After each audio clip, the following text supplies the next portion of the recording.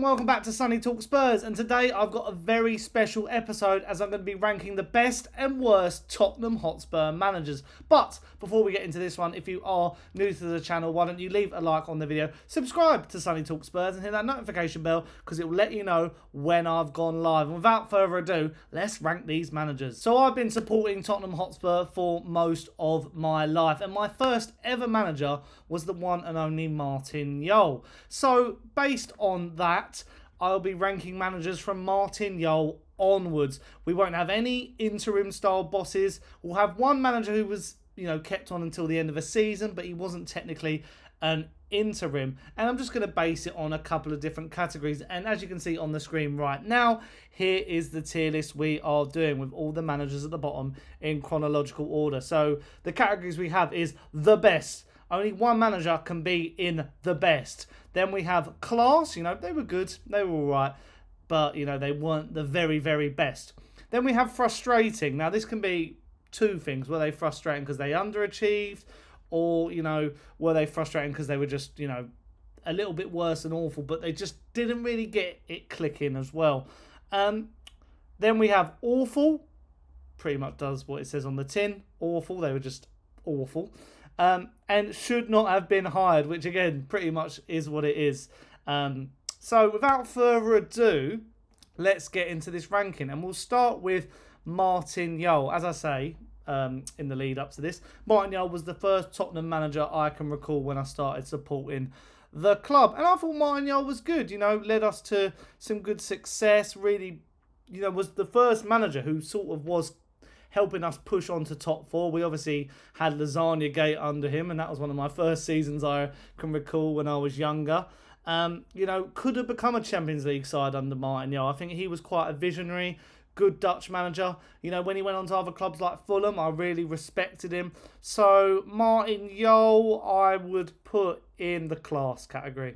I think, he still speaks... if I can click on it, he still speaks really highly of the football club. He was on TalkSport a few months ago and was speaking the praises of Ange Postecoglou. So, yeah, I think Mourinho would definitely go in class. Just think he's a good guy. Shame, it ended how it did, but it is what it is. It was a shame. But moving on now to Juande Ramos, the last Tottenham manager to win a trophy. Which was the Carabao Cup back in 08-09-ish. But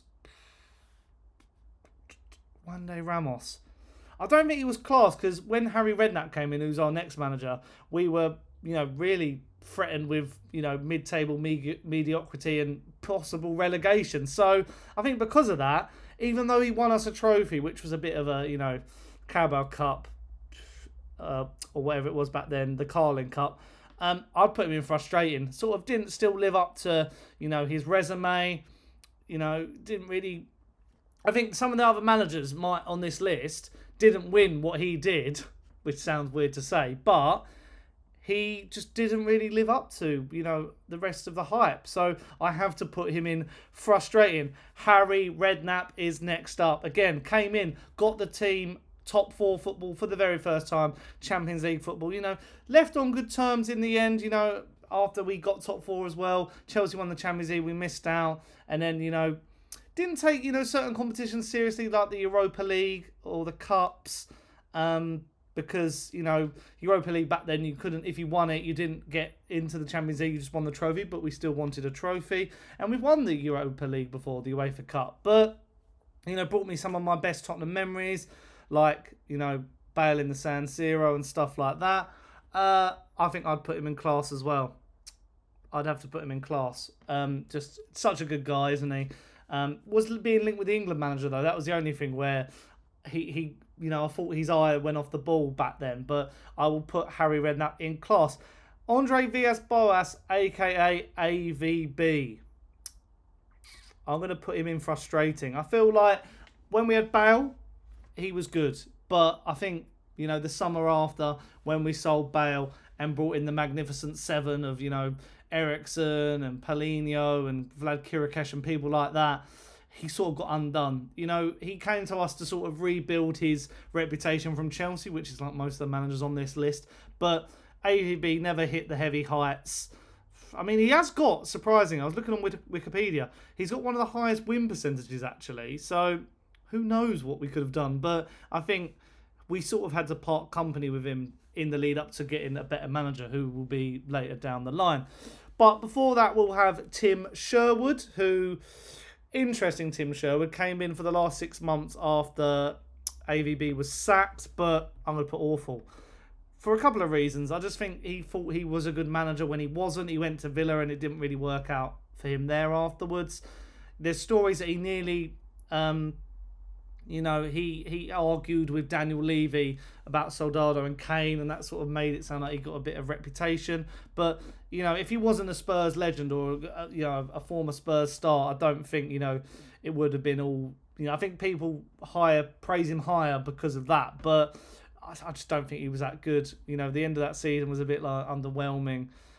He got a bit of out of Adebayor with the whole, I remember the salute celebration, but has to go in awful, just not really good whatsoever.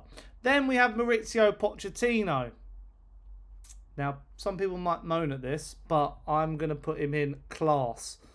Again, had some of the best days as a Tottenham manager in my past of supporting the club.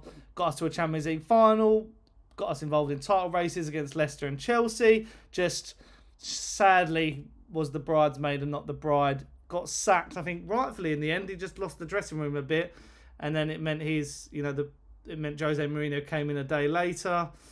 Lost to Bayern Munich at home. There was some bad results in the end, but wasn't backed by the club, wasn't backed by Levy. So I just have to put him in class because he gave us great nights, but didn't, we couldn't build on it afterwards.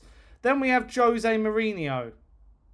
Jose Mourinho, I'm going to put in frustrating. Again, probably wasn't backed, was sacked at the week leading into a Carabao Cup final. We don't know if he would have beat Pep Guardiola in that final, but I still think that was the right decision. I don't think we wanted Jose Mourinho at the club. I'll be honest, when it comes to him and Antonio Conte, who I'll mention in a bit, I think at the time, I disliked Jose more, and then the documentary was good PR for him. And then when Conte was a manager, I sort of was a bit deluded, thinking, this guy's talking sense when he's calling out the players. But looking back, I think Conte was worse than Mourinho. I think Conte, the Southampton rant summed him up, really. He was just an absolute bully of a manager. But yeah, Jose Mourinho, again, it just didn't work out.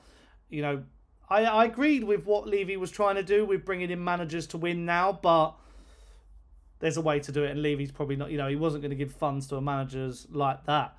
But then we have Nuno Espirito Santo, and he should not have been hired. Wild goose chase. We did want Antonio Conte, but we didn't get him this time round. We went through so many weird different managers. There was a stage where we nearly hired Gattuso, but we ended up with Nuno Espirito Santo, who at the time I thought, we'll see how it goes. A bit like how with Ange, who knows? But he was goddamn awful. The football was terrible. He got manager of the month in August somehow because I think he won all his games, all clean sheets and stuff like that. But some of the games like Wolves were terrible. So yeah, he should not have been hired. Then we have Antonio Conte. Mentioned him briefly before. I'd put him in frustrating. Just don't know who he thinks he is. He's done a recent interview saying about, top four wasn't success to me. I'm used to winning, but didn't have a plan B, didn't change his tactics, was a defensive coach, and we leaked so many goals. So frustrating, and he just left, trying to put Tottenham in the mud. But luckily, we have the manager at the end, Ange Postecoglou, our current manager, and with him, he has resurrected Tottenham. He has made Tottenham into the club we want it to be. He has to go into the best. Levy has changed his output. He wants to back this manager. He's actually putting money towards this manager to get players that he wants, unlike Conte and Mourinho. So he has to be the best. The style of football's back. Tottenham are back. I rank him higher than Pochettino because I can see more of a vision under Postecoglou. He's being back. The club's changing. So that's what makes him better than Mauricio Pochettino. So yeah, there's my brief tier list for managers. In the best, we have Ange Postecoglou. In class, we have Martin Jol, Harry Redknapp and Mauricio Pochettino. In frustrating, we have Juande Ramos, André Villas-Boas, Jose Mourinho and Antonio Conte. In awful, we have Tim Sherwood, and in should not have been hired, we have Nuno Espirito Santo. But let me know in the comments down below, how would you have ranked these managers? Obviously, they're from my time supporting the club, so Martin Jol onwards. But is there any other managers you chuck into the mix?